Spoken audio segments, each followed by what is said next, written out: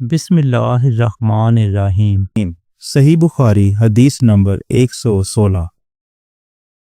حضرت عبداللہ بن عمر رضی اللہ عنہ سے روایت ہے، فرمایا کہ آخری عمر میں ایک دفعہ رسول اللہ صلی اللہ علیہ وآلہ وسلم نے ہمیں عشاء کی نماز پڑھائی۔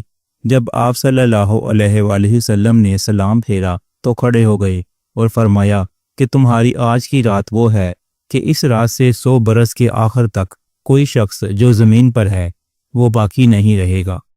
صحیح بخاری حدیث نمبر 117۔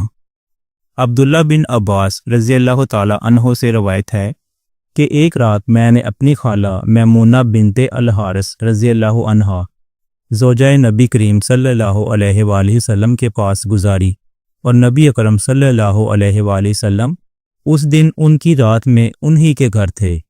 آپ صلی اللہ علیہ وآلہ وسلم نے عشاء کی نماز مسجد میں پڑھی، پھر گھر تشریف لائے اور 4 رکعت نماز نفل پڑھ کر آپ سو گئے۔ پھر اٹھے اور فرمایا کہ ابھی تک یہ لڑکا سو رہا ہے، یا اسی جیسا لفظ فرمایا۔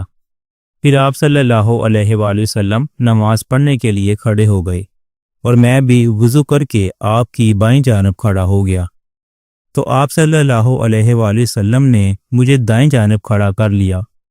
تب آپ صلی اللہ علیہ وآلہ وسلم نے 5 رکعت پڑھیں، پھر 2 پڑھیں، پھر آپ صلی اللہ علیہ وآلہ وسلم سو گئے، یہاں تک کہ میں نے آپ صلی اللہ علیہ وآلہ وسلم کے خراٹے کی آواز سنی۔ پھر آپ کھڑے ہو کر نماز کے لیے باہر تشریف لے آئی۔ صحیح بخاری حدیث نمبر 118۔ حضرت ابو ہریرہ رضی اللہ تعالی عنہ سے روایت ہے، وہ کہتے ہیں کہ لوگ کہتے ہیں کہ ابو ہریرہ رضی اللہ عنہ بہت حدیثیں بیان کرتے ہیں، اور میں کہتا ہوں کہ قرآن میں 2 آیتیں نہ ہوتیں تو میں کوئی حدیث بیان نہ کرتا۔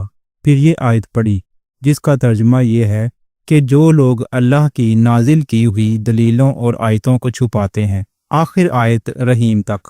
واقعہ یہ ہے کہ ہمارے مہاجرین بھائی تو بازار کی خرید و فروخت میں لگے رہتے تھے، اور انصار بھائی اپنی جائیدادوں میں مشغول رہتے، اور ابو ہریرہ رسول اللہ صلی اللہ علیہ وآلہ وسلم کے ساتھ جی بھر کر رہتا، تاکہ آپ صلی اللہ علیہ وآلہ وسلم کی رفاقت میں شکم پری سے بھی بے فکری رہے، اور ان مجلسوں میں حاضر رہتا جن مجلسوں میں دوسرے حاضر نہ ہوتے، اور وہ باتیں محفوظ رکھتا جو دوسرے محفوظ نہیں رکھ سکتے تھے۔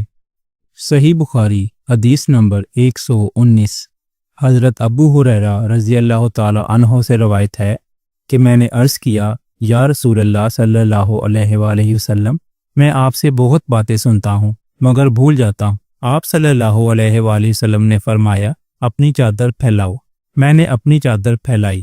آپ صلی اللہ علیہ وآلہ وسلم نے اپنے دونوں ہاتھوں کی چلو بنائی اور میری چادر میں ڈال دی، فرمایا کہ چادر کو لپیٹ لو۔ میں نے چادر کو اپنے بدن پر لپیٹ لیا، پھر اس کے بعد میں کوئی چیز نہیں بھولا۔